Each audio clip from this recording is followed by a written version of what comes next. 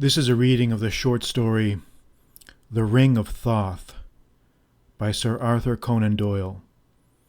The story was first published in the Cornhill magazine in 1890. The Ring of Thoth by Sir Arthur Conan Doyle. Mr. John Vansittart Smith, FRS, of 147 Gower Street, was a man whose energy of purpose and clearness of thought might have placed him in the very first rank of scientific observers. He was the victim, however, of a universal ambition which prompted him to aim at distinction in many subjects rather than preeminence in one. In his early days he had shown an aptitude for zoology and for botany which caused his friends to look upon him as a second Darwin. But when a professorship was almost within his reach, he had suddenly discontinued his studies and turned his whole attention to chemistry. Here his researches upon the spectra of the metals had won him his fellowship in the Royal Society. But again, he played the coquette with his subject, and after a year's absence from the laboratory, he joined the Oriental Society, and delivered a paper on the hieroglyphic and demotic inscriptions of El-Kab, thus giving a crowning example both of the versatility and of the inconstancy of his talents. The most fickle of wooers, however, is apt to be caught at last, and so it was with John Vansittart Smith. The more he burrowed his way into Egyptology, the more impressed he became by the vast field which it opened to the inquirer, and by the extreme importance of a subject which promised to throw a light upon the first germs of human civilization and the origin of the greater part of our arts and sciences. So struck was Mr. Smith that he straightway married an Egyptological young lady who had written upon the 6th dynasty, and having thus secured a sound base of operations, he set himself to collect materials for a work which should unite the research of Lepsius with the ingenuity of Champollion. The preparation of this magnum opus entailed many hurried visits to the magnificent Egyptian collections in the Louvre, upon the last of which, no longer ago than the middle of last October, he became involved in a most strange and noteworthy adventure. The trains had been slow, and the channel had been rough, so that the student arrived in Paris in a somewhat befogged and feverish conditions. On reaching the Hôtel de France, in the Rue Lafitte, he had thrown himself upon a sofa for a couple of hours, but finding that he was unable to sleep, he determined, in spite of his fatigue, to make his way to the Louvre, settle the point which he had come to decide, and take the evening train back to Dieppe. Having come to his conclusion, he donned his greatcoat, for it was a raw, rainy day, and made his way across the Boulevard des Italiens and down the Avenue de l'Opéra. Once in the Louvre, he was on familiar ground, and he speedily made his way to the collection of papyri, which it was his intention to consult. The warmest admirers of John Vansittart Smith could hardly claim for him that he was a handsome man. His high-beaked nose and prominent chin had something of the same acute and incisive character which distinguished his intellect. He held his head in a bird-like fashion, and bird-like, too, was the pecking motion with which, in conversation, he threw out his objections and retorts. As he stood, with the high collar of his greatcoat raised to his ears, he might have seen from the reflection on the glass case before him that his appearance was a singular one. Yet it came upon him as a sudden jar, when an English voice behind him exclaimed, in a very audible tone, "What a queer-looking mortal!" The student had a large amount of petty vanity in his composition, which manifested itself by an ostentatious and overdone disregard of all personal considerations. He straightened his lips and looked rigidly at the roll of papyrus, while his heart filled with bitterness against the whole race of travelling Britons. "Yes," said another voice, "he really is an extraordinary fellow." "Do you know," said the first speaker, "one could almost believe that by the continual contemplation of mummies the chap has become half a mummy himself." "He has certainly an Egyptian cast of countenance," said the other. John Vansittart Smith spun around upon a heel with the intention of shaming his countryman by a corrosive remark or two. To his surprise and relief, the two young fellows who had been conversing had their shoulders turned towards him, and were gazing at one of the Louvre attendants who was polishing some brass work at the other side of the room.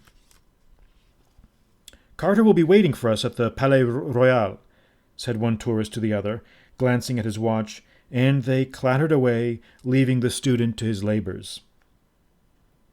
"I wonder what these chatterers call an Egyptian cast of countenance," thought John Vansittart Smith, and he moved his position slightly in order to catch a glimpse of the man's face. He started as his eyes fell upon it. It was indeed the very face with which his studies had made him familiar. The regular statuesque features, broad brow, well-rounded chin, and dusky complexion were the exact counterpart of the innumerable statues, mummy cases, and pictures which adorned the walls of the apartment. The thing was beyond all coincidence. The man must be an Egyptian. The national angularity of the shoulders and narrowness of the hips were alone sufficient to identify him. John Vansittart Smith shuffled towards the attendant with some intention of addressing him. He was not light of touch in conversation, and found it difficult to strike the happy mean between his brusqueness of the superior and the geniality of the equal. As he came nearer, the man presented his side face to him, but kept his gaze still bent upon his work. Vansittart Smith, fixing his eyes upon the fellow's skin, was conscious of a sudden impression that there was something inhuman and preternatural about his appearance.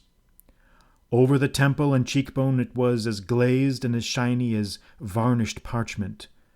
There was no suggestion of pores.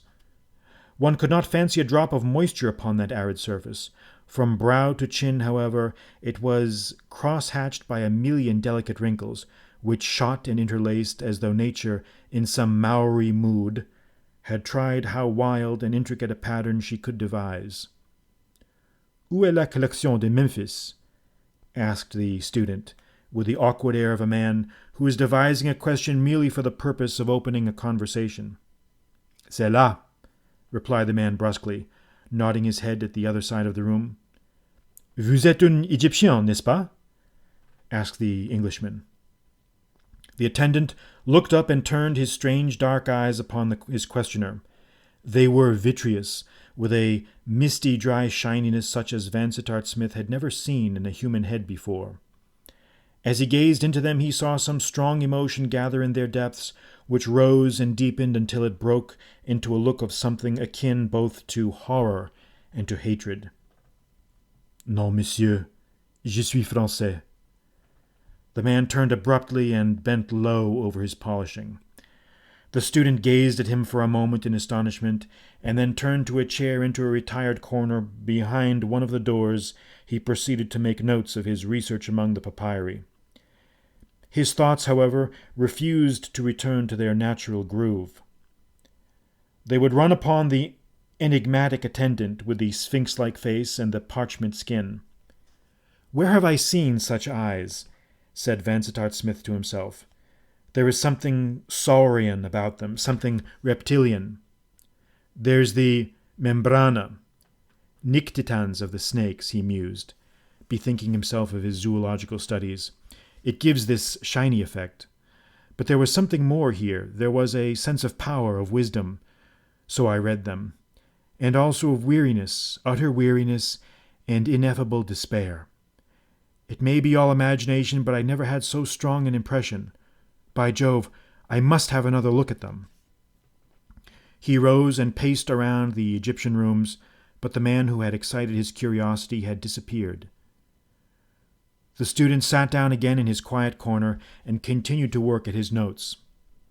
He had gained the information which he required from the papyri, and it only remained to write it down while it was still fresh in his memory.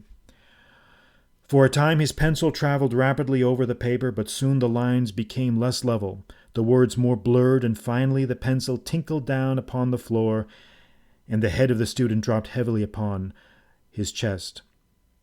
Tired out by his journey, he slept so soundly in his lonely post behind the door that neither the clanking civil guard, nor the footsteps of sightseers, nor even the loud hoarse bell which gives the signal for closing, were sufficient to rouse him. Twilight deepened into darkness. The bustle from the Rue de Rivoli waxed and then waned, Distant Notre Dame clanged out the hour of midnight, and still the dark and lonely figure sat silently in the shadow. It was not until close upon 1 in the morning that, with a sudden gasp and an intaking of the breath, Vansittart Smith returned to consciousness. For a moment it flashed upon him that he had dropped asleep in his study chair at home. The moon was shining fitfully through the unshuttered window, however, and as his eye ran along the lines of mummies and the endless array of polished cases, he remembered clearly where he was and how he came there. The student was not a nervous man. He possessed that love of a novel situation which is peculiar to his race. Stretching out his cramped limbs, he looked at his watch and burst into a chuckle as he observed the hour. The episode would make an admirable anecdote to be introduced into his next paper as a relief to the graver and heavier speculations. He was a little cold, but wide awake and much refreshed. It was no wonder that the guardians had overlooked him, for the door threw its heavy black shadow right across him. The complete silence was impressive. Neither outside nor inside was there a creak or a murmur. He was alone with the dead men of a dead civilization. What though the outer city reeked of the garish 19th century? In all this chamber there was scarce an article, from the shriveled ear of wheat to the pigment box of the painter, which had not held its own against 4,000 years. Here was the flotsam and jetsam washed up by the great ocean of time from that far-off empire, from stately Thebes, from lordly Luxor, from the great temples of Heliopolis, from 100 rifled tombs, these relics had been brought. The student glanced round at the long silent figures who flickered vaguely as through the gloom, and the busy toilers who were now so restful, and he fell into a reverent and thoughtful mood. An unwonted sense of his own youth and insignificance came over him. Leaning back in his chair, he gazed dreamily down the long vista of rooms, all silvery with the moonshine, which extended through the whole wing of the widespread building. His eyes fell upon the yellow glare of a distant lamp. John Vansittart Smith sat up on his chair, with his nerves all on edge. The light was advancing slowly towards him, pausing from time to time, and then coming jerkily onwards. The bearer moved noiselessly. In the utter silence there was no suspicion of the pat of a footfall. An idea of robbers entered the Englishman's head. He snuggled up farther into the corner. The light was 2 rooms off. Now it was in the next chamber, and still there was no sound. With something approaching to a thrill of fear, the student observed a face floating in the air, as it were, behind the flare of the lamp. The figure was wrapped in shadow, but the light fell full upon the strange, eager face. There was no mistaking the metallic, glistening eyes and the cadaverous skin. It was the attendant with whom he had conversed. Vansittart Smith's first impulse was to come forward and address him. A few words of explanation would set the matter clear, and lead doubtless to his being conducted to some side door from which he might make his way to his hotel. As the man entered the chamber, however, there was something so stealthy in his movements, and so furtive in his expression, that the Englishman altered his intention. This was clearly no ordinary official walking the rounds. The fellow wore felt-soled slippers, stepped with a rising chest, and glanced quickly from left to right, while his hurried, gasping breathing thrilled the flame of his lamp. Vansittart Smith crouched silently back into the corner and watched him keenly, convinced that his errand was one of secret and probably sinister import. There was no hesitation in the other's movements. He stepped lightly and swiftly across to one of the great cases, and, drawing a key from his pocket, he unlocked it. From the upper shelf he pulled down a mummy, which he bore away with it, and laid it with much care and solicitude upon the ground. By it he placed his lamp, and then, squatting down beside it, in Eastern fashion he began with long quivering fingers to undo the cerecloths and bandages with which girt it round. As the crackling rolls of linen peeled off one after the other, A strong aromatic odor filled the chamber, and fragments of scented wood and of spices pattered down upon the marble floor. It was clear to John Vansittart Smith that this mummy had never been unswathed before. The operation interested him keenly. He thrilled all over with curiosity, and his bird-like head protruded farther and farther from behind the door. When, however, the last roll had been removed from the 4,000-year-old head, it was all that he could do to stifle an outcry of amazement. First, a cascade of long, black, glossy tresses poured over the workman's arms and hands. A second turn of the bandage revealed a low, white forehead with a pair of delicately arched eyebrows. A third uncovered a pair of bright, deeply fringed eyes and a straight, well-cut nose, while a fourth and last showed a sweet, full, sensitive mouth and a beautifully curved chin. The whole face was one of extraordinary loveliness, save for the one blemish that in the center of the forehead there was a single irregular coffee-colored splotch. It was a triumph of the embalmer's art. Vansittart Smith's eyes grew larger and larger as he gazed upon it, and he chirruped in his throat with satisfaction. Its effect upon the Egyptologist was as nothing, however, compared with that which it produced upon the strange attendant. He threw his hands up into the air, burst into a harsh clatter of words, and then, hurling himself down upon the ground beside the mummy, he threw his arms around her and kissed her repeatedly upon the lips and brow. "Ma petite," he groaned in French. "Ma pauvre petite." His voice broke with emotion, and his innumerable wrinkles quivered and writhed. But the student observed in the lamplight that his shining eyes were still dry and tearless as two beads of steel. For some minutes he lay, with a twitching face, crooning and moaning over the beautiful head. Then he broke into a sudden smile and some words in an unknown tongue, and sprang to his feet with the vigorous air of one who has braced himself for an effort. In the center of the room there was a large circular case which contained, as the student had frequently remarked, a magnificent collection of early Egyptian rings and precious stones. To this the attendant strode, and, unlocking it, threw it open. On the ledge at the side he placed his lamp, and beside it a small earthenware jar which he had drawn from his pocket. He then took a handful of rings from the case, and with a most serious and anxious face he proceeded to smear each in turn with some liquid substance from the earthen pot, holding them to the light as he did so. He was clearly disappointed with the first lot, for he threw them petulantly back into the case and drew out some more. One of these, a massive ring with a large crystal set in it, he seized and eagerly tested with the contents of the jar. Instantly he uttered a cry of joy, and threw out his arms in a wild gesture which upset the pot and set the liquid streaming across the floor to the very feet of the Englishman.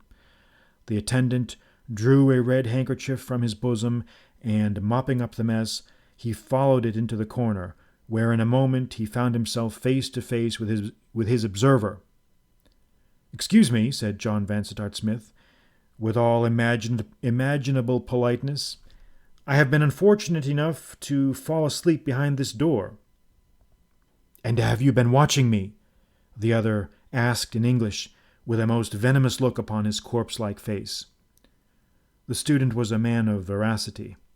"I confess," said he, "that I have noticed your movements, and that they have aroused my curiosity and interest in the highest degree." The man drew a long, flamboyantly bladed knife from his bosom. "You have had a very narrow escape," he said. "Had I seen you 10 minutes ago, I should have driven this through your heart. As it is, if you touch me or interfere with me in any way, you are a dead man." "I have no wish to interfere with you," the student answered. "My presence here is entirely accidental. All I ask is that you will have the extreme kindness to show me out through some side door." He spoke with the great suavity, for the man who was still pressing the tip of his dagger against the palm of his left hand, as though to assure himself of its sharpness, while his face preserved its malignant expression. "If I thought," said he. But no, perhaps it is just as well. What is your name? The Englishman gave it. Vansittart Smith, the other repeated. Are you the same Vansittart Smith who gave a paper in London upon Ulqab? I saw a report of it. Your knowledge of the subject is contemptible. Sir, cried the Egyptologist. Yet it is superior to that of many who make even greater pretensions. The whole keystone of our old life in Egypt was not the inscriptions or monuments of which you make so much, but was our Hermetic philosophy and mystic knowledge of which you say little or nothing. Our old life, repeated the scholar, wide-eyed, and then suddenly, Good God, look at the mummy's face! The strange man turned and flashed his light upon the dead woman, uttering a long, doleful cry as he did so. The action of the air had already undone all the art of the embalmer. The skin had fallen away, the eyes had sunk inwards, the discolored lips had writhed away from the yellow teeth, and the brown mark upon the forehead alone showed that it was indeed the same face which had shown such youth and beauty a few minutes before. The man flapped his hands together in grief and horror. Then, mastering himself by a strong effort, he turned his hard eyes once more upon the Englishman. It does not matter, he said in a shaking voice. It does not really matter. I came here tonight with the fixed determination to do something. It is now done. All else is as nothing. I have found my quest. The old curse is broken. I can rejoin her.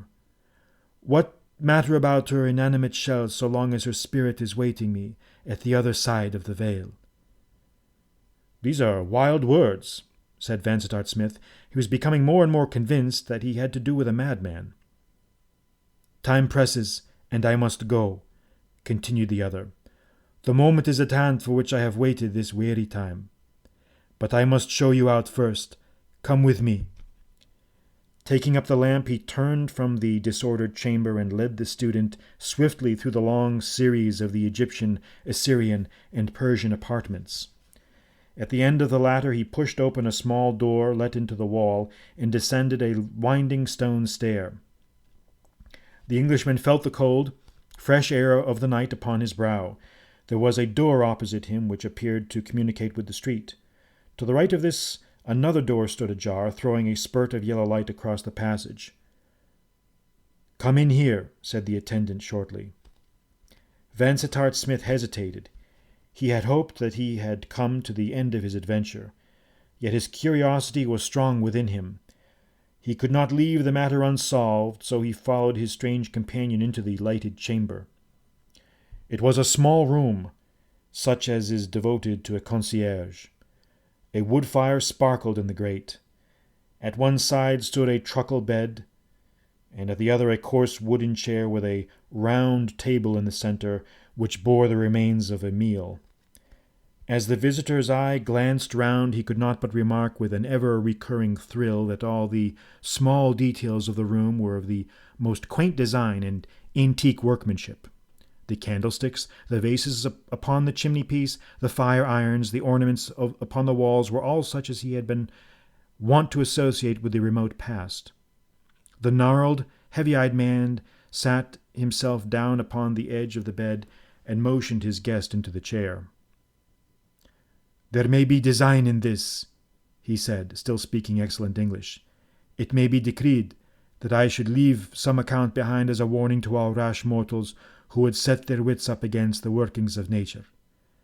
I leave it with you. Make such use as you will of it. I speak to you now with my feet upon the threshold of the other world.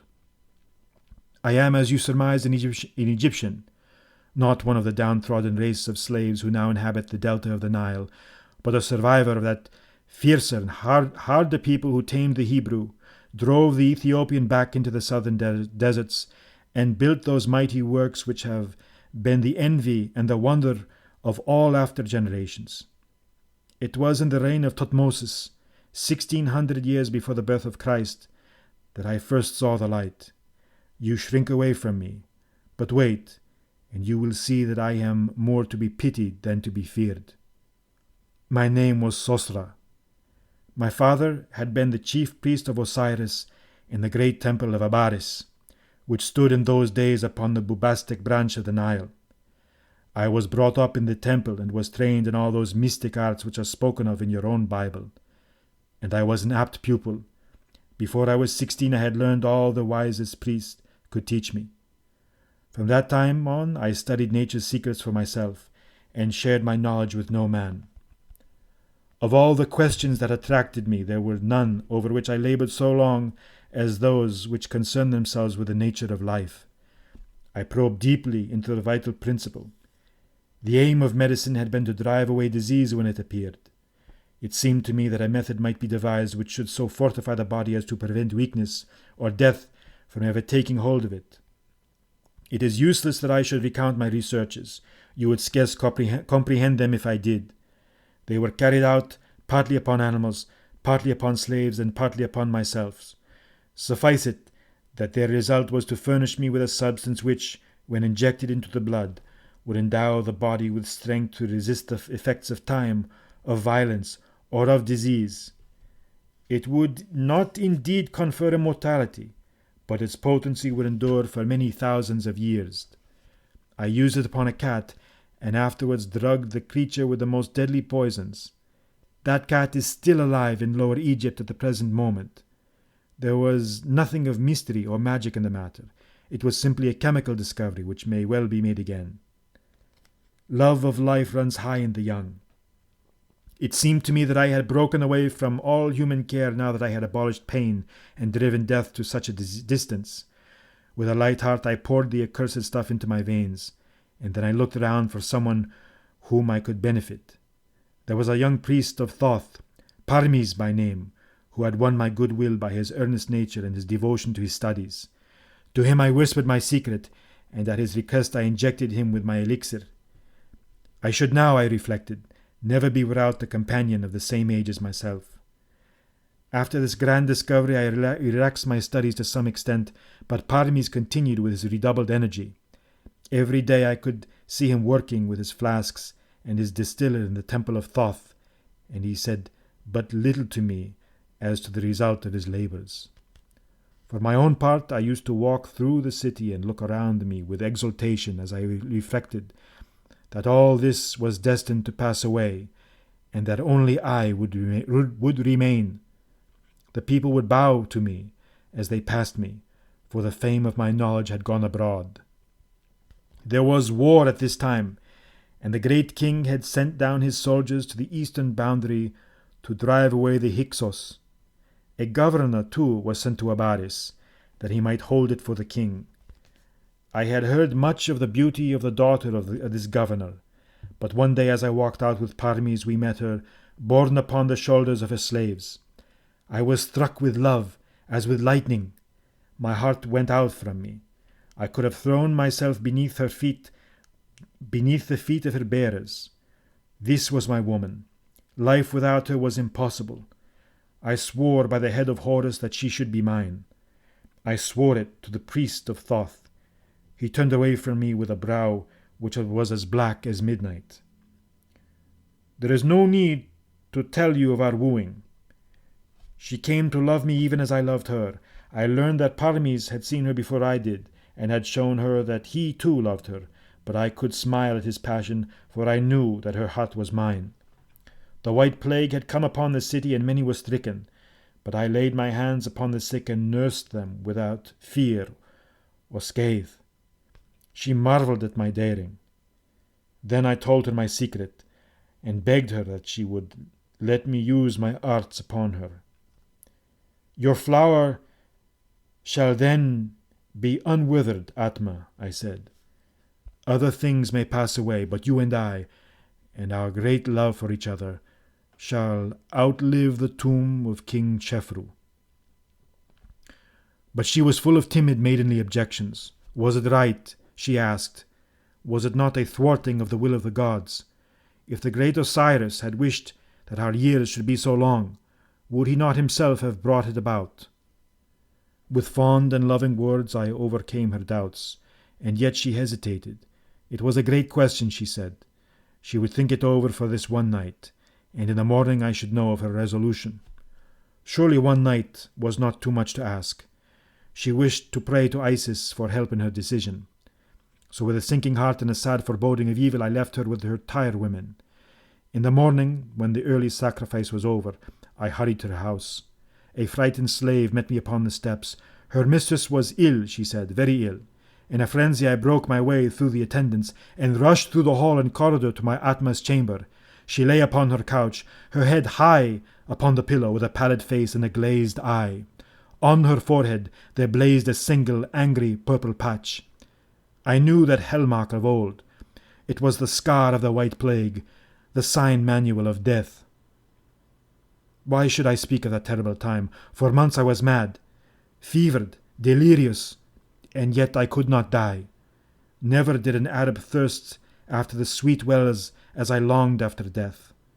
Could poison or steel have shortened the thread of my existence, I should soon have rejoined my love in the land with a narrow portal. I tried, but it was of no avail. The accursed influence was too strong upon me.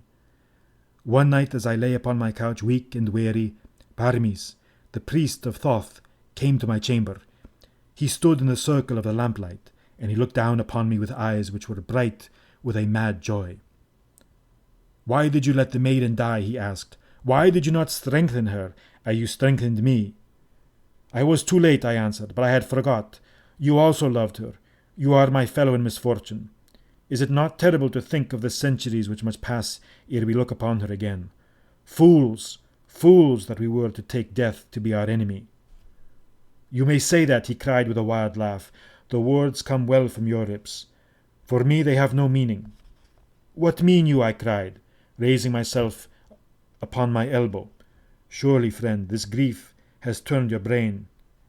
His face was aflame with joy, and he writhed and shook like one who hath a devil. "Do you know whither I go?" he asked. "Nay," I answered, "I cannot tell." "I go to her," he said. "She lies embalmed in the farther tomb by the double palm tree behind the city wall." "Why do you go there?" I asked. "To die," he shrieked, "to die! I am not bound by earthen fetters."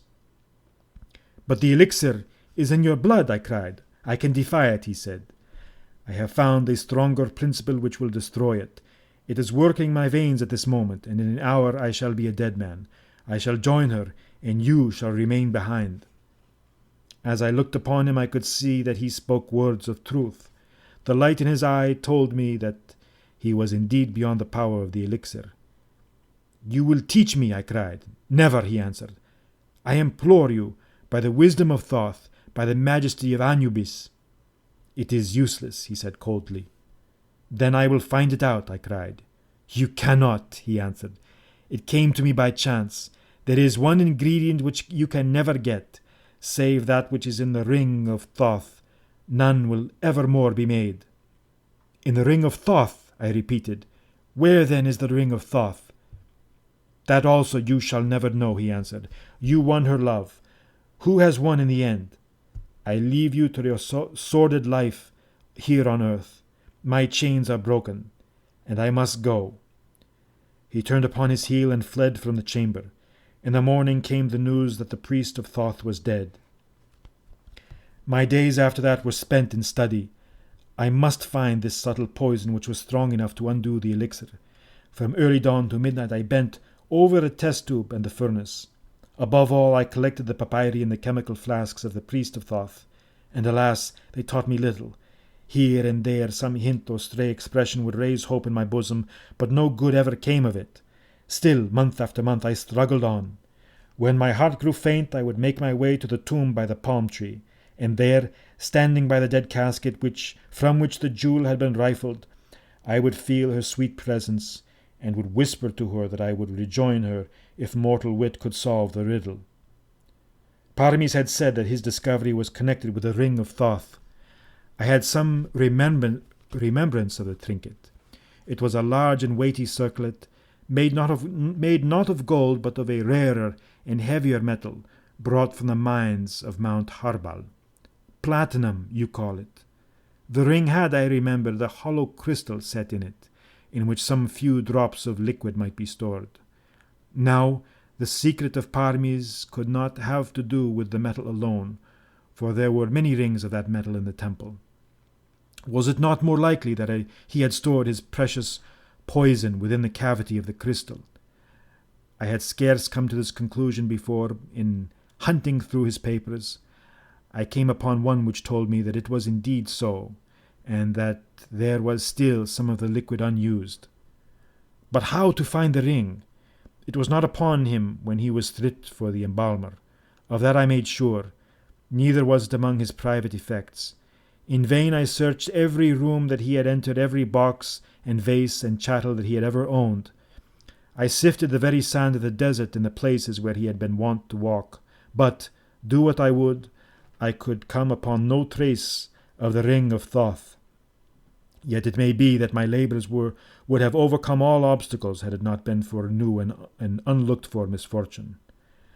A great war had been waged against the Hyksos, and the captains of the great king had been cut off in the desert, with all their bowmen and horsemen. The shepherd tribes were upon us like locusts in a dry year. From the wilderness of Shur to the great bitter lake there was blood by day and fire by night. Abaris was the bulwark of Egypt, but we could not keep the savages back. The city fell. The governor and the soldiers were put to the sword, and I, with many more, were led away into captivity. For years and years I tended cattle in the great plains by the Euphrates. My master died, and his son grew old, but I was still as far from death as ever. At last I escaped upon a swift camel and made my way back to Egypt. The Hyksos had settled in the land which they had conquered, and their own king ruled over the country. Abaris had been torn down, the city had been burned, and of the great temple there was nothing left save an unsightly mound. Everywhere the tombs had been rifled and the monuments destroyed. Of my Atma's grave no sign was left. It was buried in the sands of the desert, and the palm tree which marked the spot had long disappeared. The papers of Parmes and the remains of the Temple of Thoth were either destroyed or scattered far and wide over the deserts of Syria. All search after them was in vain. From that time I gave up all hope of ever finding the ring or discovering the subtle drug. I set myself to live as patiently as might be until the effect of the elixir should wear away.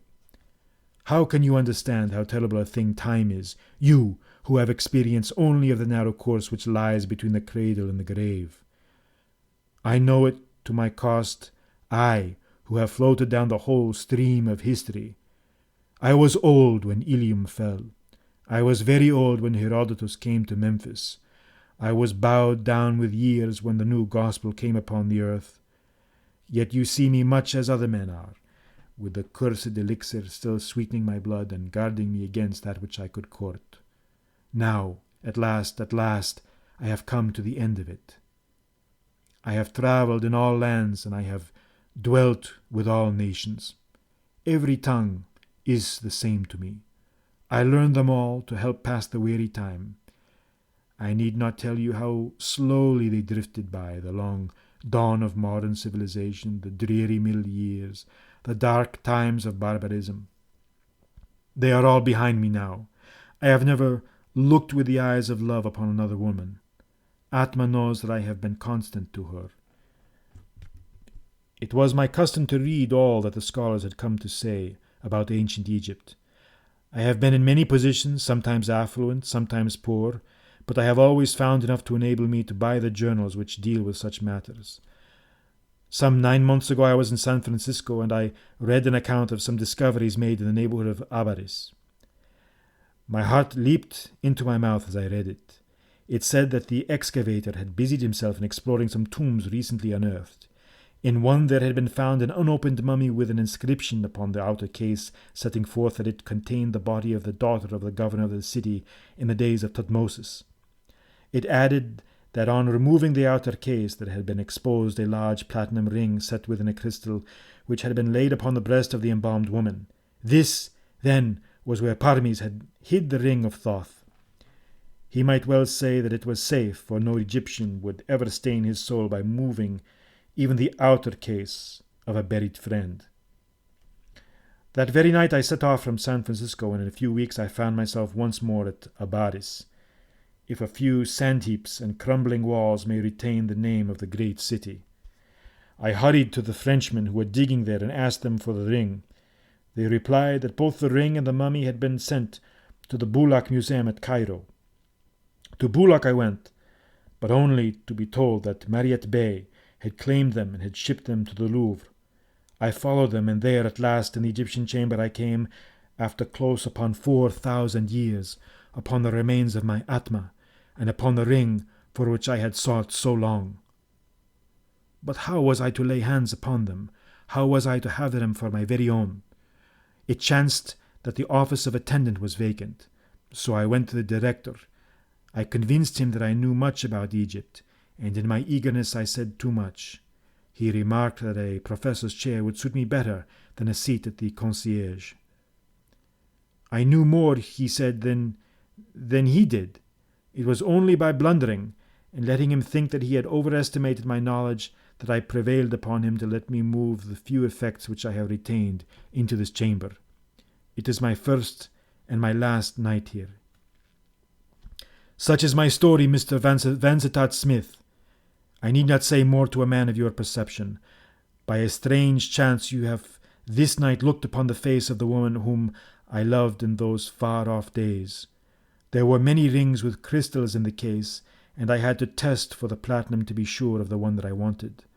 A glance at the crystal has shown me that the liquid is indeed within it, and that I shall at last be able to shake off that accursed health which has been worse to me than the foulest disease.